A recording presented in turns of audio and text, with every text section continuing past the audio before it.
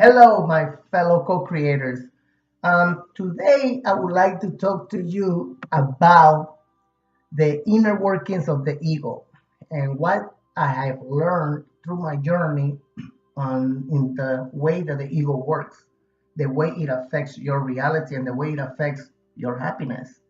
Because the more awake that you are, the more present that you are, the more you are able to see the bigger picture outside the box, and your life will be this box. And if you're not in it and you are outside observing everything that is happening around your life, you're able to see what the bigger picture is, and you're able to make decisions without reacting.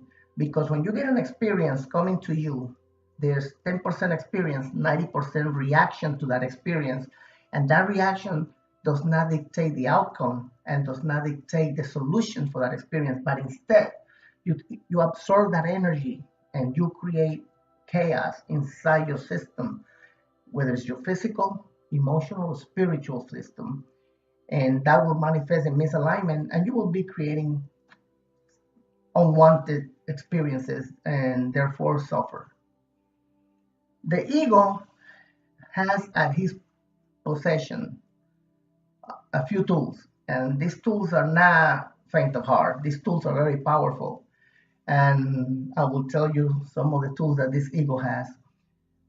The first one, the ego has the power to override your emotions, and it needs to do that in order for you to create an experience and to take action based on those emotions.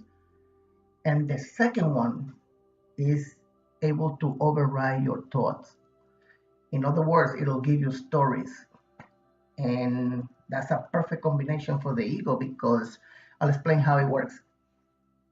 If you are born in your mother, your father, and you are growing, let's say around 7, 8, 10, 11, 12 years old, whatever it is, let's say your mother gets upset at you and she tells you you should never be born.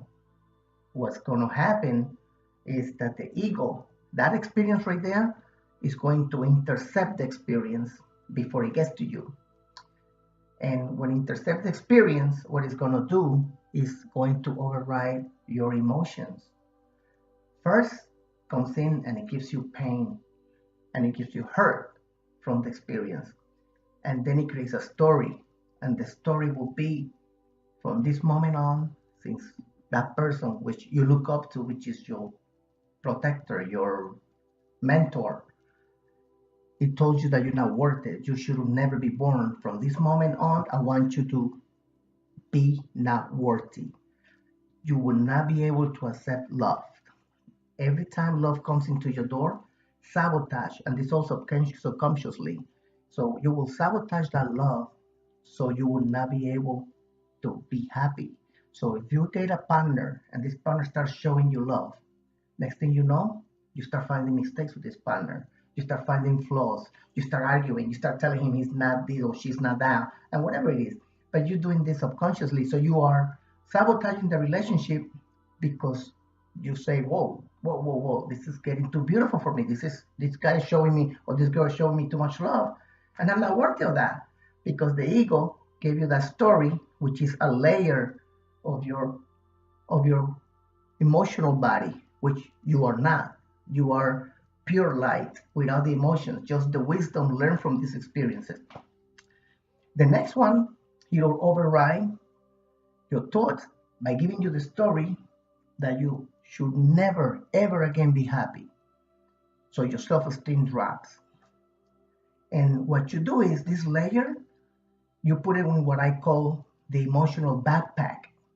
Because this backpack, you will start filling up with the traumas of your life and it starts getting heavy.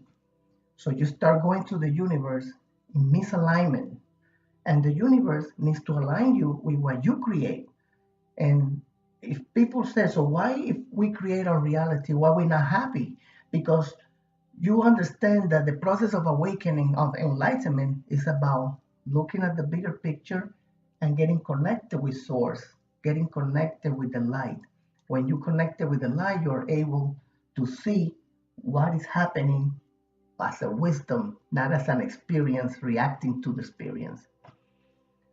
So then what you do is that you continue through the life, and these experiences, these traumas keep coming at you, not just your father and your mother, brothers, friends, spouses, and everybody. Sometimes, I'll give you an example.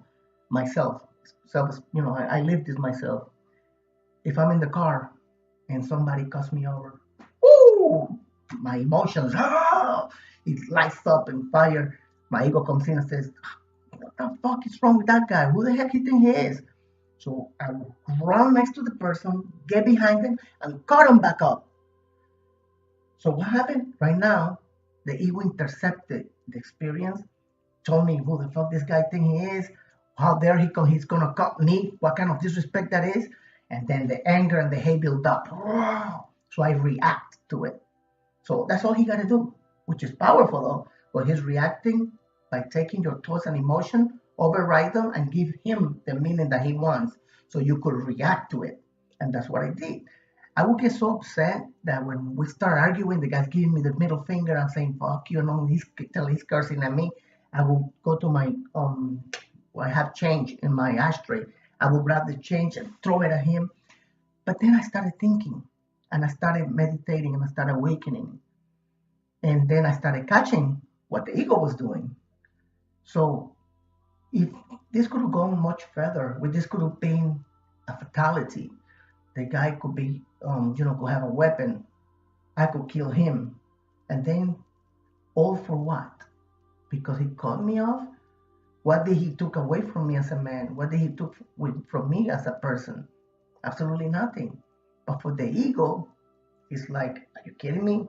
It's about us. It's about who we are, the respect that he has to show us. So you see how it works? So the creations that we are as creators creating are all about suffering. So when the ego sees the opportunity to intercept the experience and give you the emotions and thoughts, a combination of that, you will react to it. And as you're reacting to it, you're creating the energy coming into your system and expressing it back to the universe to give you the next experience similar to that. And that's why you're going to see people with allergies, migraines, cancer, back pains, diabetes.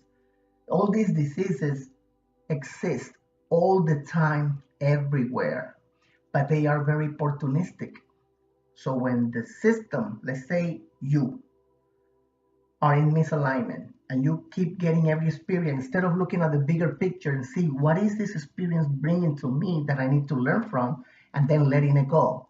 What we're doing is you get the experience, you react, you create an emotional energy of negativity, and then you dictate your next vibration to be similar to what you just created, because that's alignment. That's called laws of attraction. So when you create an experience that was all about negativity, you come immediately into misalignment. And if you continue like that, not only are you creating more experiences that are going to reflect the misalignment by you suffering, but also your body. Your body will show you that you are not in alignment. How? Those diseases that are always there, oh shit, he's not in alignment. You get weaker, your energy, your aura gets weaker, and they penetrate your system. And you start getting like colds, back pain. Have you ever been, and a lot of you people, it happened to me too, walking, all of a sudden, bah, the knee just collapses and you go to the floor in pain. Have you ever wake up and you're like, my back? Have you ever got a migraine? Cancer. I'll tell you what cancer is.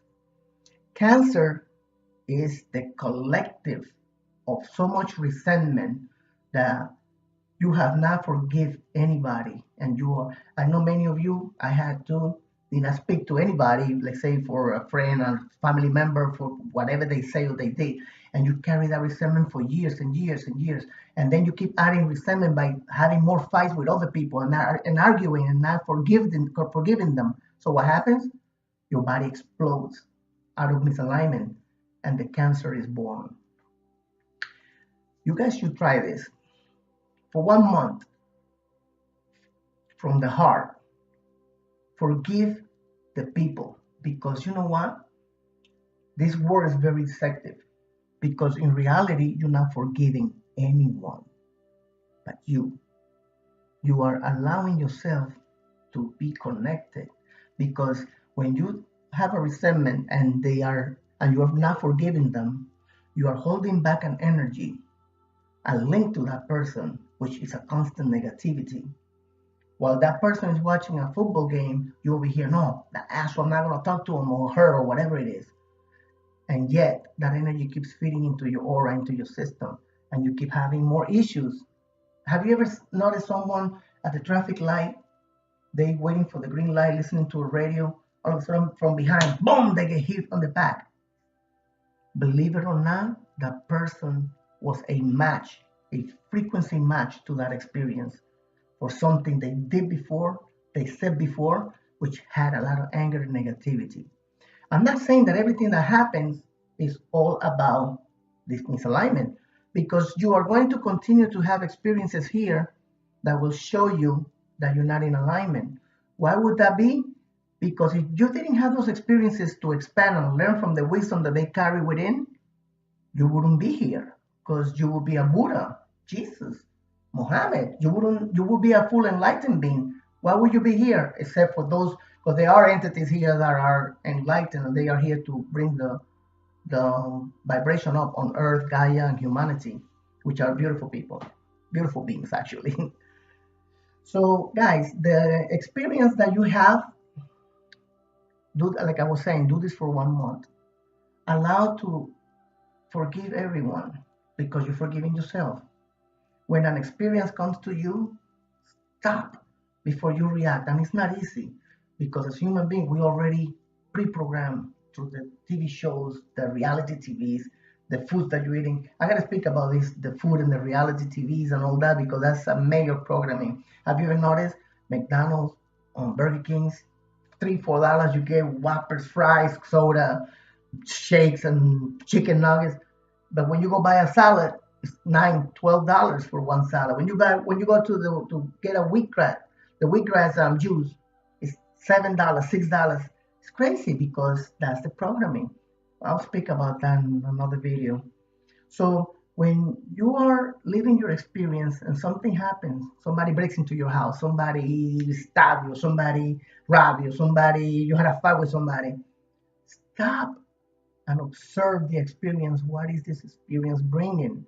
And if this experience is bringing you wisdom, you will not be able to see it if you allow the ego to intercept it, to write your emotion, to write your thoughts, and you're just going to go react to it.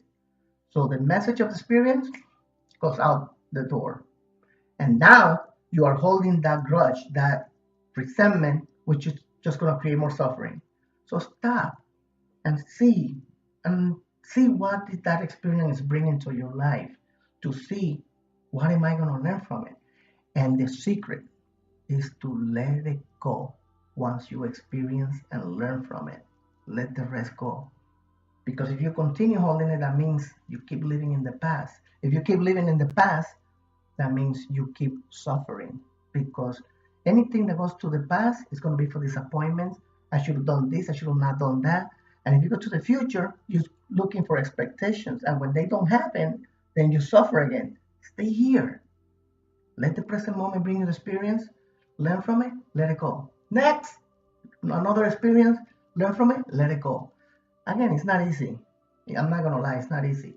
But meditate. Meditation brings you into alignment and connects you more to your higher self, and you become more the observer of the ego. When the ego comes in, tell them, thank you, but go back to sleep. Let me handle this. Your true self, your I am. All right? I will do another video pretty soon, and thank you for listening. Thank you, guys.